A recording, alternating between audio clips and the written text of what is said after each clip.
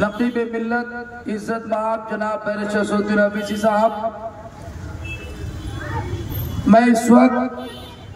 हैदराबाद की सरजमीन पर चंद बातें अर्ज करने के लिए हाजिर हुआ हूं। मुझे तकरीर नहीं करनी है चूंकि बैरिस्टर साहब मौजूद हैं। मैं कहता हूं कि हमारे हैदराबाद के लोग कितना खुशकिस्मत हैं कि उन्होंने एक ऐसे शख्स को जन्म दिया, न सिर्फ हिंदुस्तान बल्कि पूरी दुनिया में जब कोई हक और बातिल की आवाज बुलंद होती है, एक तरफ बातिल ताकतें हैं जिसका नुमाइंदा नरेंद्र मोदी करते हैं, एक तरफ हक की बातें होती है जिसका नुमाइंदा हैदराबाद की सरजमीन से नकीबी मिल्लत बैरिस्टर शमसुद्दीन अवीसी करते हैं। ये हमारे फख्र है कि बैरिस्टर शमसुद्दीन अवीसी हैदराबाद की सरजमीन के शख्सियत में से है। इसलिए मेरे दोस्तों, इस वक्त जरूरत है,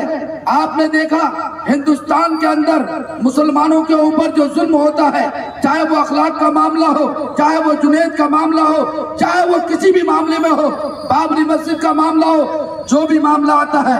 मुस्लिम पर्सनल लॉ का मामला आता है, तलाक का मामला आता है, अगर सबसे पहले आवाज उठती है तो बैरिस्टर शमसुद्दीन अवीसी की उठती है।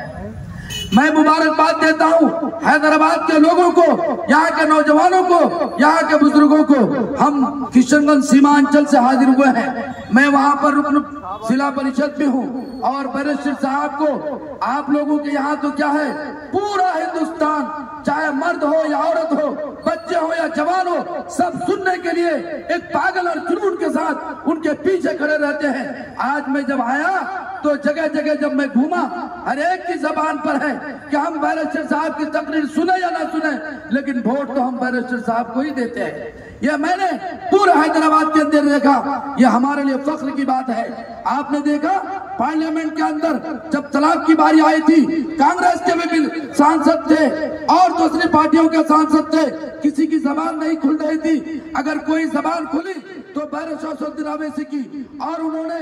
इन जालिमों और बातिल ताकतों के आंख पर आंख डाल करके वो जवाब दिया। मैं समझता हूं, ऐ हैदराबाद वालों और तेलंगाना वालों, याद रखना, मैं समझता हूं कि हमारी निजात के लिए, बैरिस्टर साहब की निजात के लिए, हैदराबाद वालों की निजात के लिए यही काफी है कि पार्लियामेंट में जो उन्होंने गरज कर बातिल ताकतों को जवाब दिया था तलाक सलासा पर, वो दुनिया की कोई ताकत उसके मिसाल पेश नहीं कर सकता। इसलिए मेरे नौजवानों, हम सब मिलकर के अभी हम लोग बिहार में किशनगंज भी इंशाअल्लाह अज़ीज हम काफी वोटों से